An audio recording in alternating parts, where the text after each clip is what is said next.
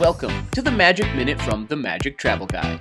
Today we head to Disney's Polynesian Village Resort as we check out the lava pool, where you'll make a splash at this pool which features a towering volcano, a waterfall, and a thrilling 142-foot long water slide. A zero-depth entry point similar to a beach slopes gently into the pool, making for easy entry and exit. Nearby, a lounge and bar offers refreshments and snacks. Disney's Polynesian Village Resort officially opened for business on October 1st, 1971, as one of the Walt Disney World Resort's first two on-site hotels, along with the Contemporary. While the lava pool received an extensive rehab in 2014 and 2015. In addition to 35,000 more square feet of deck space, a children's water play area was also added to the pool.